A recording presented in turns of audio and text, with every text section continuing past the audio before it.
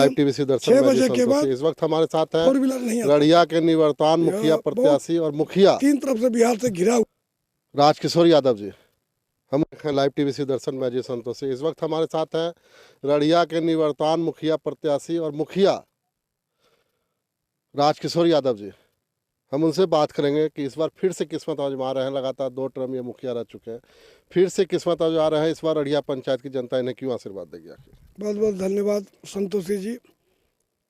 आप इस चुनावी महत्वपूर्ण बेला में भी आप हमसे संपर्क किए, रास्ते चलते भेंट हो गया और आपने हमारा इंटरव्यू लिया, इसके लिए बहुत बहुत धन्यवाद आपको।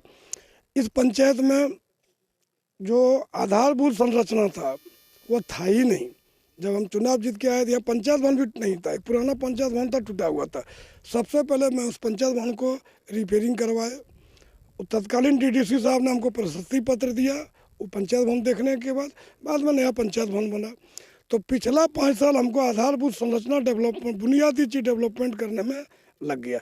ये 5 साल हमने तय किया, जो पिछला 5 साल जो हमारा कार्यकाल गुजरा तय किया, एक भी वंचित, एक भी शोषित, एक भी दलित, एक भी पीड़ित, जिसको जो जरूरत है वह उसका काम हो, और मैंने प्रयास किया। और मेरे पद में 6 बजे के बाद 4 व्हीलर नहीं आता था। यह बहुत 3 तरफ से बिहार से घिरा हुआ था।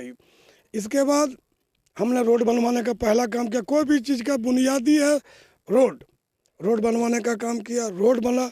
सिंचाई पर फोकस किया, सिंचाई का काम हुआ। लगभग सभी राजस्व ग्राम में चेक पुलिया, सभी राजस्व ग्राम में बांध, पोखर, तालाब, आहार हुआ। कुआं मनरेगा से देने का काम किए, सब कुआं है, अभी धरातल पर दिखाएगा। और प्रधानमंत्री आवास रिकॉर्ड हमारे पंचायत में 400 लगभग बन चुका है। 400 कुछ निर्माणाधीन है और 400 अकेस अभी प्रायोरिटी लिस्ट में है।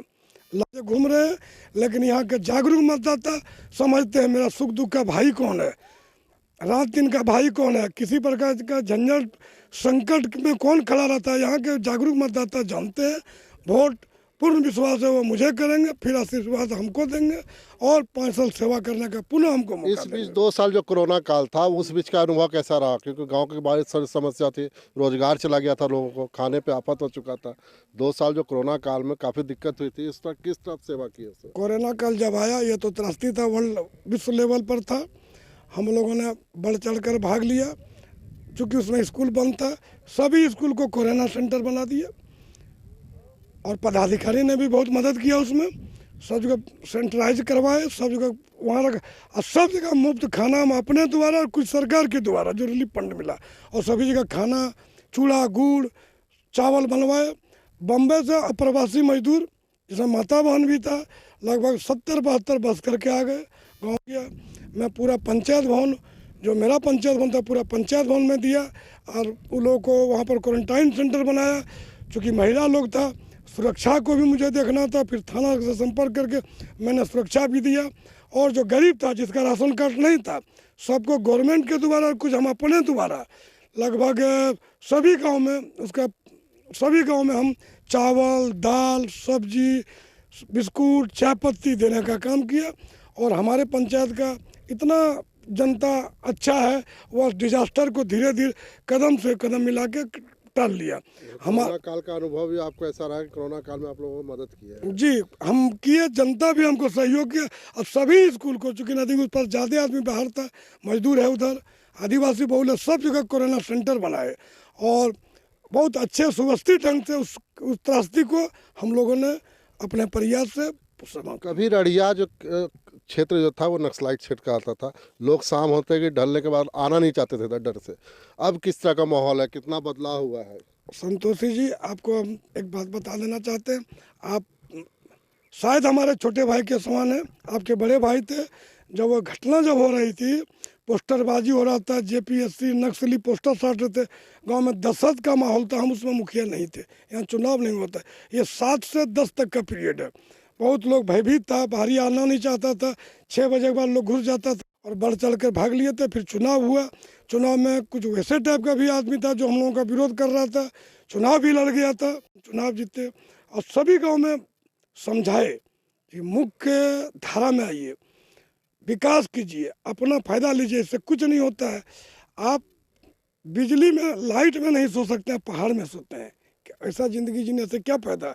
आप घर में सोइए, आपके पंखा है, बिजली, आप पहाड़ में सोते हैं। यानी और भटके हुए लोगों को लाने का मुख्य धारा में लाए, वहाँ विकास किया, हमारे पर विश्वास किया आज। और कुछ हाईलाइट भी किया गया था। कुछ ये लोग असली कुछ नहीं है, ये लोग को बरगला रहा, सब मुख्य धारा में जुट गए। आज उदाहरण है, भटके युवा थे, उनको हाँ, आपने मुख्य धारा पे लाया है। सबको मुख्य धारा में लाए। आज 12 बजे रात तिलैया चले जाइए, सलैया चले जाइए, जितमाला चले जाइए, कहीं कोई दिक्कत नहीं है। अच्छा, लास्ट सवाल, शिक्षा के क्षेत्र में और स्वास्थ्य के क्षेत्र में किस तरह काम होगा? शिक्षा के क्षेत्र में सभी स्कूल में प्राइमरी स्कूल है, लेकिन हम उससे बहुत संतुष्ट नहीं। तो सुधार हुआ है, इसमें और सुधार की आवश्यकता है। कितना आश्वस्त है, कितने वोट से जीतेंगे? क्योंकि 14 तारीख को मतदान होगा। अब संख्या क्या गिनाएंगे, भारी वोट से जीतेंगे, जनता का बहुत भारी आशीर्वाद है। संख्या गिनाना भी लोगों को लगेगा कि अपने आप में कॉन्फिडेंस ज़्यादा बता रहा है। हम चुनाव जीतेंगे, यहाँ का जनता जनार्दन का मुझे आशीर्वाद है, हम भारी मतों से चुनाव जीतेंगे।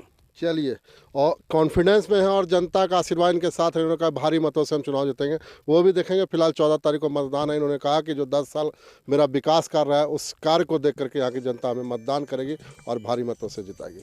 तो बने रहिए लाइव टीवी से रोशन के साथ। दीजिए मुझे इजाज़त, धन्यवाद।